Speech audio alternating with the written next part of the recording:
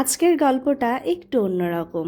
আমার আর আমার মায়ের কয়েকদিনের ভারত সফরের কিছু সুন্দর মুহূর্ত আপনাদের সাথে শেয়ার করব। এইবার ভারতে কেন গিয়েছিলাম সেটা তো আপনাদেরকে অবশ্যই জানাবো, কিন্তু এবার আর ভারতে যে সেরকম কোনো পূর্ণাঙ্গ ব্লগ আমি করতে পারিনি। ছোট ছোট কিছু ভিডিও ক্লিপ নেওয়া ছিল, ভাবলাম সেগুলোই আপনাদের সাথে শেয়ার করি। মাস দুয়েক আগে আমরা সপরিবারে ইন্ডিয়াতে গিয়েছিলাম ট্রিটমেন্ট পারপাসে। তো সেই সময় আমাদের প্রয়োজনীয় সকল ওষুধপত্রই আমরা নিয়ে এসেছিলাম। তো কিছু ওষুধ শেষ হয়ে যাওয়ার কারণে আমি আর মা এইবার ইন্ডিয়াতে যাই মেডিসিন কেনার জন্য। আমাদের যেহেতু ডাবল এন্ট্রি ভিসা ছিল, তাই এবারই আমরা এই ভিসাতে শেষবার ইন্ডিয়াতে যেতে পারলাম। পরবর্তীতে নতুন করে আবার ভিসা করে আমাদেরকে যেতে হবে। আমি প্রথমবার যখন ইন্ডিয়াতে যাই তখনও ঘূর্ণিতে গিয়েছিলাম। এইবারও মাকে বলেছিলাম যে ঘূর্ণিতে নিয়ে যাওয়ার জন্য। তো আমি, মা, টিনা মাসি সবাই একদিন ঘূর্ণিতে ঘুরতে গিয়েছিলাম। আমি মাঝখানে এতটাই ব্যস্ত ছিলাম যে গতবারের ভারত ভ্রমণের কোনো ভিডিওই সেভাবে আমি শেয়ার করতে পারিনি, কিন্তু খুবই তাড়াতাড়ি আমি সবগুলো ভিডিও ধীরে ধীরে আপনাদের সাথে শেয়ার করব। ঈদের সময় বাংলাদেশে ট্রেনের কি পরিমাণ সংকট হয় এটা আমরা কম বেশি সবাই জানি।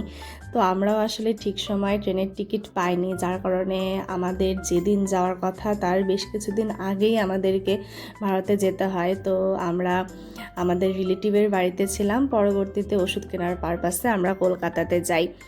কলকাতা শহরটা আমার কাছে বেশ ভালো লাগে, সেই সাথে সবথেকে বেশি যেটা ভালো লাগে সেটা হচ্ছে কলকাতার স্ট্রিট ফুডগুলো ট্রাই করা।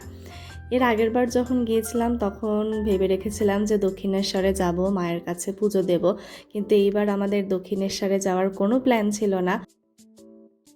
আমার মাসি, মেসো, দিদা, দাদু ওরাও গিয়েছিল ট্রিটমেন্টের জন্য। ওরা একদিন দক্ষিণেশ্বরে যায়, ওদের সাথে আমরাও যাই।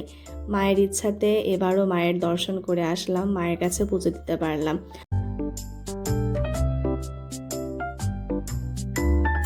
গতবার যখন গিয়েছিলাম তখন ছোলার ডাল, কচুরি খাওয়া হয়েছিল। এবার মাসি বলল চলো আমরা ছোলা ভাটুরে খাই। তো প্রথমবার ট্রাই করলাম, বেশ ভালোই লেগেছে আমার কাছে। কলকাতাতে আমরা যে এরিয়াতে ছিলাম তার আশেপাশে ভালো খাবার হোটেল ছিল সিদ্ধেশ্বরী আশ্রম। ওখানেই আমরা দুপুরবেলা এবং রাত্রিবেলা খেতে যেতাম। আমার খুব ইচ্ছা ছিল একদিন কলা পাতা এবং মাটির ভাঁড়ে খাবো। তো আমি, মা গিয়েছিলাম। আমাদের খাসির মাংস ট্রাই করার ইচ্ছা ছিল, কিন্তু সেটার আর সুযোগ হয়নি, তাই আমরা চিংড়ি মাছের মালাইকারি নিয়েছিলাম। এরপরে আমরা যাই ইন্ডিয়ান কফি হাউসে, কিন্তু এত ভিড় থাকার কারণে আমরা বাইরে থেকেই ঘুরে আসি, ভিতরে আর ঢোকার সৌভাগ্য হয়নি। সেই সাথে আমি প্রথমবারের মতো ট্রাম দেখলাম, মাও এই প্রথমবার দেখলো। ওটাও একটা অন্যরকম একটা এক্সপিরিয়েন্স ছিল। নতুন কিছু দেখার মধ্যে কিন্তু অন্যরকম আনন্দ থাকে। আর কলকাতার street food, fried rice, momo এগুলো তো খেয়েইছি। আমাদের অর্ডার দেওয়া মেডিসিনটাও আমরা হাতে পেয়ে যাই। ঈদের দিন ইমিগ্রেশন বন্ধ থাকার কারণে আমরা পরের দিন দেশের উদ্দেশ্যে রওনা হই। আর এভাবেই আমার আর আমার মায়ের ছোট্ট ভারত সফর শেষ হয়। Thanks for watching, bye bye.